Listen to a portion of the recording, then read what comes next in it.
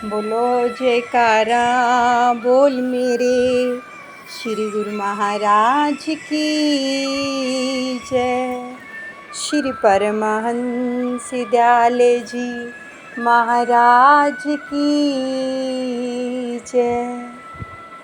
प्रेमियों, आज हम दादा गुरुदेव जी के आशीर्वाद से ये जानेंगे कि भगवान का नाम लेना कितना आवश्यक है, अति आवश्यक है। एक भगवान का नाम ही है जो हमें सब दुखों से पार ले जाता है और हमारे दुखों को मिटा देता है, सुख प्रदान करता है, शांति प्रदान करता है। केवल भगवान का नाम। और जो हमारे भारी कर्म होते हैं वो भी भगवान का नाम लेने से ही हल्के होते हैं, क्योंकि डॉक्टर की कोई ऐसी दवाई नहीं बनी है जिसका सेवन कर लेंगे और हमें जो है कर्मों का भुगतान नहीं देना पड़ेगा, हमारे कर्म हल्के हो जाएंगे। ऐसी कोई दवाई नहीं बनी है। केवल और केवल भगवान का नाम ही है जिसको श्रवण करने से, जिसका सेवन करने से, शब्द का जाप करने से ही हमें हमारे कर्म बंधनों से छुटकारा मिलेगा और हमें अपने सतगुरु का सानिध्य मिलेगा, उनका प्रेम मिलेगा। अब बहुत सारे लोग हैं जो चलिया रखते हैं। चलिया किस लिए रखते हैं?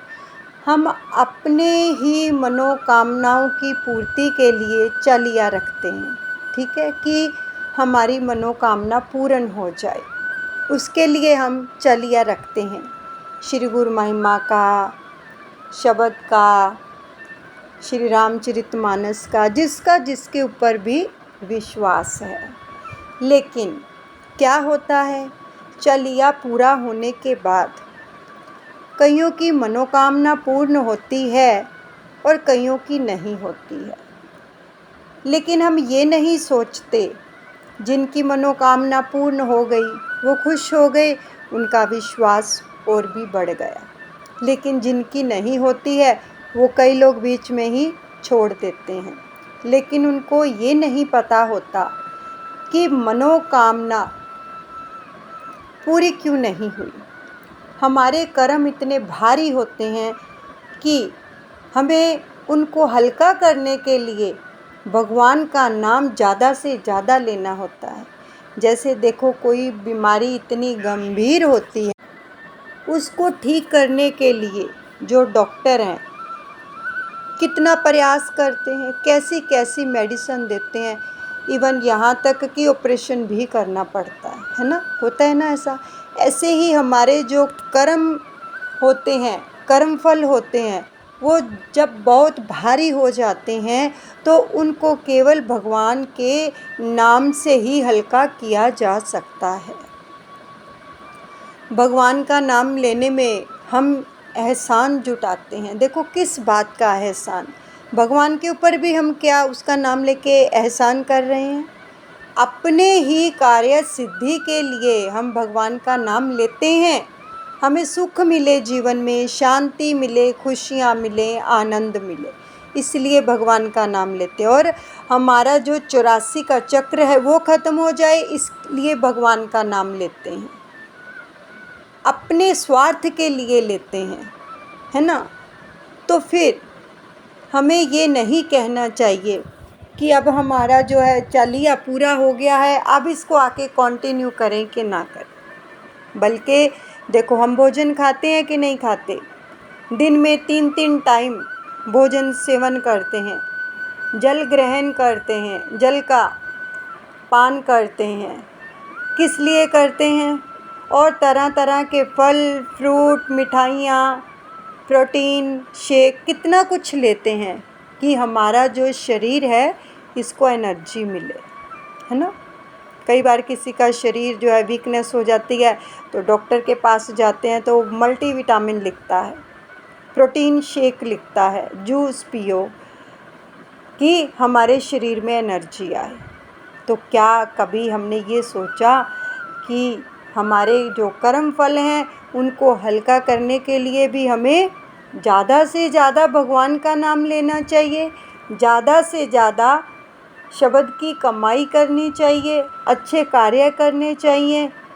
लेकिन हमारी तवज्जो सिर्फ़ और सिर्फ शरीर की ओर होती है, आत्मा की ओर नहीं होती है।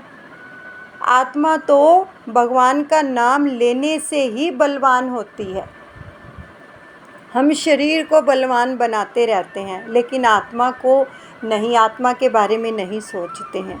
अगर शरीर को 3-3 टाइम स्वादिष्ट भोजन चाहिए तो क्या आत्मा को प्रभु का नाम नहीं चाहिए? वो भी प्रभु के नाम से तृप्त होती है, उसको भी रस मिलता है, आनंद मिलता है, खुशी मिलती है। तो अगर हम कहें, कभी कहा है आज 3 टाइम भोजन खा लिया है, कल खाएं कि ना खाएं? भगवान के बारे में ऐसा बोलते हैं कि 40 दिन पूरे हो गए हैं, अब आगे करें कि ना करें। कभी भोजन के लिए तो नहीं बोला, कभी नहीं बोला हफ्ता हो गया खाते हुए, बंद कर दें। अगर हम फास्ट भी रखते हैं उसमें भी तरह तरह के व्यंजन हम खाएंगे, फल फ्रूट खाएंगे, दूध पिएंगे, जूस पिएंगे, अन्न नहीं खाना तो कुछ और खा लेंगे। इसलिए भगवान के नाम को भी हमें कंटिन्यू रखना है, चाहे बेशक चल लिया पूरा हो गया है, लेकिन इसकी हमें बहुत ज़रूरत है, पग पग पर ज़रूरत है हमें। अरे हम तो उसका नाम भी अपने स्वार्थ के लिए ही लेते हैं। तो इसलिए कभी मत सोचें कि हम भगवान का नाम लें या ना लें। भाई जितना भी ज़्यादा से ज़्यादा हो सकता है उतना लें। कभी भगवान को बोल देंगे, हम भगवान के नाम को तो बोल देंगे कि अब हो गया, अब बस करें, श्वासें आ रही हैं, श्वासों के लिए बोला कि यहीं पे रुक जाएं बस। अब ऐसा नहीं है। जो चीज़ हमें चाहिए उसके लिए हम कहते हैं कि हमें हर रोज़ चाहिए, हर पल चाहिए और अच्छी से अच्छी चाहिए। और जिन चीज़ों को देने वाली वो शक्ति है उसको मांग करो, वो चाहिए। और नित्य नित्य चाहिए, घड़ी घड़ी चाहिए, पल पल चाहिए, क्षण क्षण चाहिए, हमें चाहिए। और प्रभु का नाम चाहिए, उसको जपो, निरंतर जपो। देखो जिस प्रकार हम हर चीज़ में रस लेते हैं ना, सुबह ब्रेकफास्ट भी अच्छा होना चाहिए, दोपहर को भोजन भी और रात को भी भोजन अच्छा होना चाहिए। इस जीवा के स्वाद के लिए तरह तरह की सब्जियां खाते हैं, दालें खाते हैं, तरह तरह के पकवान हम बनाते हैं और खाते हैं, है ना। तो ऐसे ही भगवान के नाम में भी हमें रस लेना चाहिए। जब तक भगवान के नाम में रस नहीं लेंगे तो फिर क्या है, हमें पॉजिटिव एनर्जी नहीं मिलेगी, हमारे कर्म फल हल्के नहीं होंगे। इसलिए जितना भी हो सके, बल्कि भगवान से तो ये प्रार्थना किया करो, अपने सतगुरुदेव भगवान से, दादा गुरु महाराज जी से ये प्रार्थना करो कि जब तक भी प्रभु इस तन के अंदर प्राण हैं, जब तक भी श्वास चल रहे हैं, हे नाथ मैं तुझे भूलूं नहीं, निरंतर तेरा नाम जपता रहूं, निरंतर एक एक श्वास के साथ तेरा नाम का उच्चारण करता रहूं। कभी भी ऐसा ना हो कि मेरा एक श्वास खाली चला जाए। जिस दिन हमें भोजन नहीं मिलता तो कितनी भूख लगती है, पानी नहीं मिलता है, जल नहीं मिलता तो कितनी प्यास लगती है और हम तड़पते हैं कि हमारी प्यास कोई बुझाए। अगर ऐसे ही तड़पना जो है भगवान के नाम के लिए लग जाएगी ना, तो फिर बेड़ा पार हो जाएगा। फिर समझो कि उसकी फुल कृपा बरस रही है और हम सही दिशा पर जा रहे हैं। और जब हम ये सोचना शुरू कर देते हैं कि चलो अब तो हो गया, अब आगे नाम ले या ना ले, इसका मतलब कि हमारी भगवान के नाम में रुचि नहीं है, केवल संसार के अंदर रुचि फंसी हुई है। जब हम ये नहीं सोचेंगे कि हमें तो निरंतर करना ही करना है, और कर भी किसके लिए रहे हैं, अपने लिए, अपने लिए ही कर रहे हैं ना, तो भी हम सोचते हैं कि अब आगे करें कि ना करें। तो अगर हम ऐसा सोचते हैं तो हम बहुत ही ज़्यादा स्वार्थी हैं। और वो देखो, जिसका नाम लेना है वो हमारे कितने दुख दूर करता है, हमारी चौकीदारी करता है, हर वक्त चौकीदारी करता है, हमारे इर्द गिर्द ही घूमता रहता है। जो भी प्रेमी उसको निरंतर भजते हैं ना भगवान को, और भगवान स्वयं कहते हैं कि मैं उनके अंग संग रहकर उनकी रक्षा करता हूँ।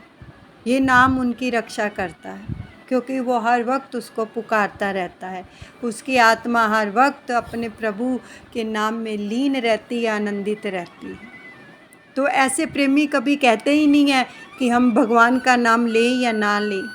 वो तो कहते हैं कि निरंतर प्रभु बहुत बहुत आपका शुक्रिया है जो हमारे ऊपर ये कृपा की है कि हमें नाम सिमरन का ये सुंदर सुअवसर मिला है। हम जप रहे हैं तेरी कृपा से तेरा नाम। तो इसलिए भगवान के नाम में भी हमें उतनी रुचि रखनी चाहिए, उतना रस लेना चाहिए, उतना आनंद लेना चाहिए जितना आनंद हम सांसारिक पदार्थों में लेते हैं। सांसारिक पदार्थों को पाने के लिए प्रभु का भजन करते हैं, जब वो मिल जाते हैं तो प्रभु को भूल जाते हैं। जब सुख मिल जाता है तो उतनी तवज्जो नहीं रह जाती है। फिर जब दुख आता है फिर उसको पकड़ लेते हैं। लेकिन वो कहता है कि तू निरंतर पकड़े रख मेरे नाम को, मैं तेरे सारे दुख दूर कर दूंगा। क्योंकि नाम में इतनी पावर है, इतनी शक्ति है। एक नाम ही है जो जीव को भवसागर से पार करवा सकता है। अच्छे कर्म करो, सिमरन भजन करो, ध्यान करो अपने सतगुरुदेव भगवान का, क्योंकि ये जन्म जो मिला है बार बार तो नहीं मिलेगा। और आने वाला पल कैसा आ रहा है किसी को कुछ नहीं पता है। तो इसलिए भगवान के नाम में निरंतर लगे रहो, निरंतर निरंतर, कि हमारा कोई भी श्वास जो है खाली ना जाने पाए। हर वक्त उसकी याद आए, उसकी याद में बैठो, उससे बात किया करो। लोगों से बातें करते हैं ना फ़ोन के ऊपर, कितना कितना समय नष्ट कर देते हैं। कभी उसके सन्मुख बैठकर बात की कि प्रभु मेरा तो जीवन बीता जा रहा है, तुम कब आओगे? मुझे इसी जन्म में मिलो ना आकर, मुझे आपके दीदार करने हैं। प्रभु मेरे कर्मों को हल्का कर दीजिए। प्रार्थना की मुझे नाम जपने की शक्ति दीजिए। मुझे आपकी बहुत याद आती है। कहा कभी प्रभु को, सबको बोलते हैं, सबको फ़ोन करते हैं, आप आए नहीं। कितना टाइम हो गया, आपसे मिलने का बहुत दिल करता है। कभी अपने मंदिर में जो प्रभु को विराजमान कर रखा है, कभी उनसे बात की कि प्रभु आपसे मिलने को भी दिल करता है या इनको मूर्तियां ही समझते हैं? कभी बात करो, जवाब देते हैं। लेकिन हमने कभी की ही नहीं बात। बोलो उनको कि मुझे इसी जन्म के अंदर आत्म साक्षात्कार करवा दो प्रभु, दया करो मेरे ऊपर कि मैं हर श्वास श्वास में आपका सिमरन करता रहूं, अच्छे कर्म करूं, और मेरा जो भी कर्म हो केवल आपको पाने के लिए हो, आपको पाने के लिए। मेरा हर कर्म आपके लिए हो प्रभु। कभी ऐसे प्रार्थना ही नहीं की हमने। करेंगे, अगर करेंगे तभी तो वो पूरी करेगा। हमारे अंदर ये भावना ही उत्पन्न नहीं होती है। हम केवल अपनी ही उसमें डूबे रहते हैं, उसके लिए कभी समय ही नहीं निकाला है। और जब सारा समय निकल जाता है, जब इस जीवन का एंड होने लगता है, तब हमें पश्चाताप होता है, तब कुछ भी नहीं बचता है। लेकिन अब है हमारे पास समय, कर सकते हैं, लेकिन करते नहीं हैं। कितना समय दिया है हमें प्रभु ने, लेकिन क्या कभी उस समय का हमने सदुपयोग किया? हम क्या है, अगर खाली बैठे होते हैं फेसबुक देखेंगे, इंस्टाग्राम देखेंगे, व्हाट्सएप देखेंगे, इधर उधर की खबरें सुनेंगे, न्यूज़ पढ़ेंगे, जबकि उनसे कोई लाभ नहीं मिलने वाला है हमें। लेकिन जो ईश्वर की तरफ से एक न्यूज़ आ रही है, हर पल, हर घड़ी, हर क्षण वो न्यूज़ आ रही है। क्या न्यूज़ आ रही है? कि तेरा समय पूरा होने वाला है, तू नाम जप ले।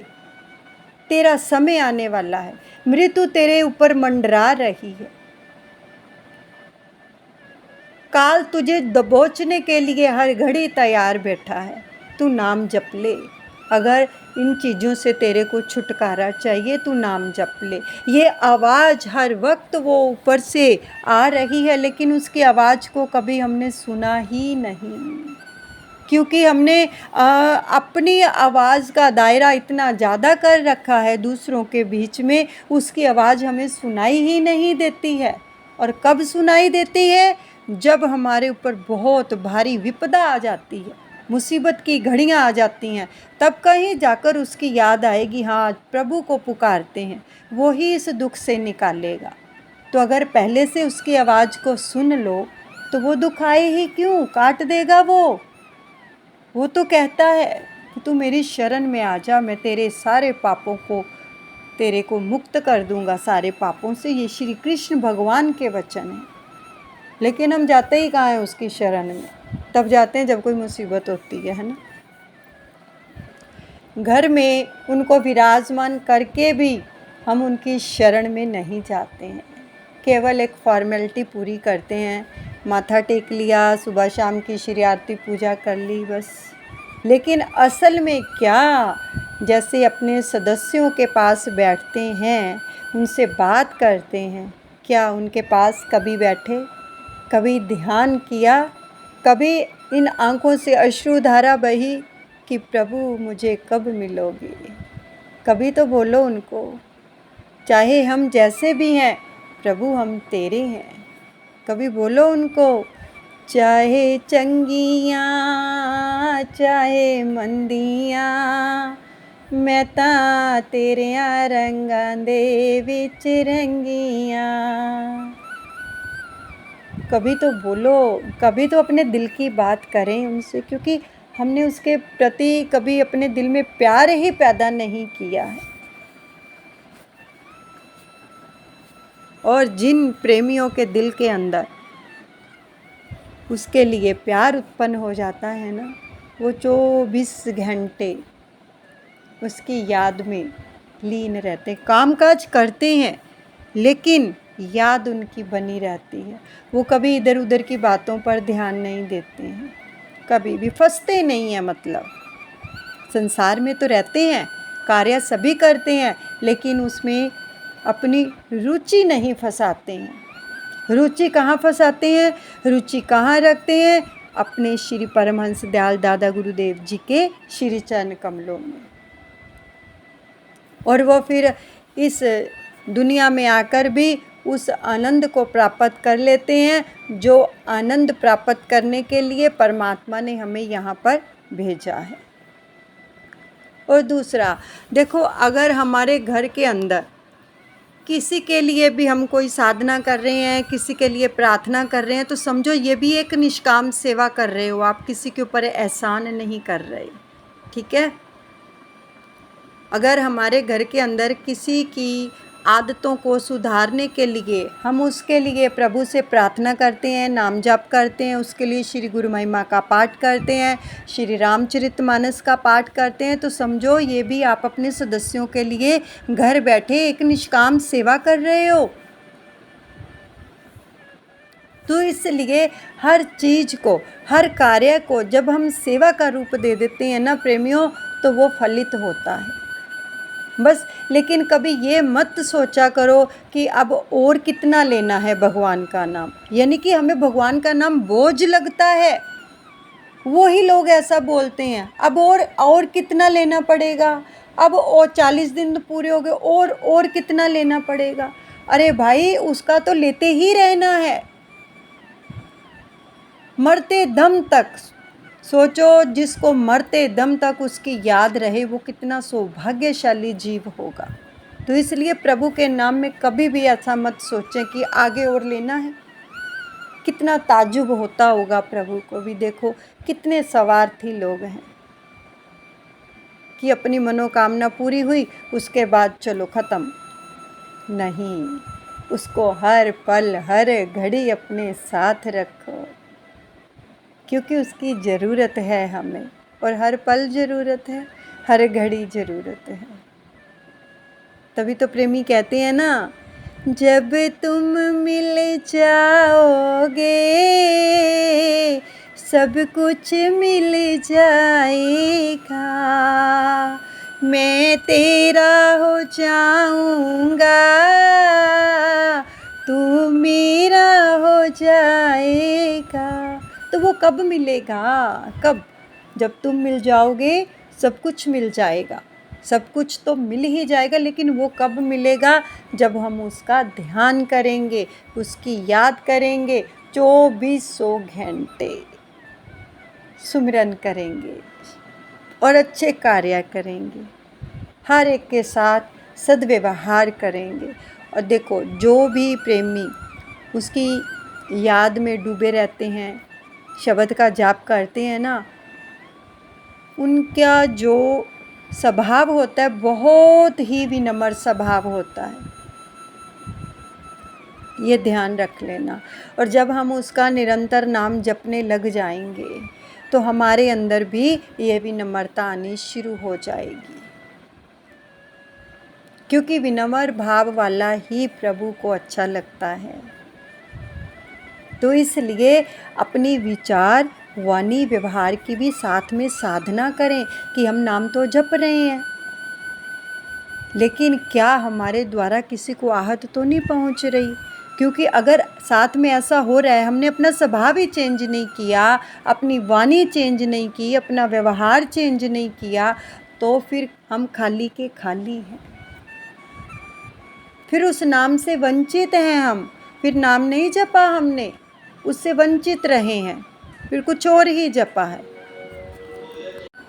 सो इसलिए हमें इन चीज़ों का भी ध्यान रखना है कि किसी को आहत नहीं करना है, चाहे वो हमारे सदस्य हैं, चाहे हमारे नियर डियर्स हैं, चाहे हमारे फ्रेंड्स हैं, समाज में कोई भी व्यक्ति है, बल्कि उसको हमने पॉजिटिव ऊर्जा भेजनी है।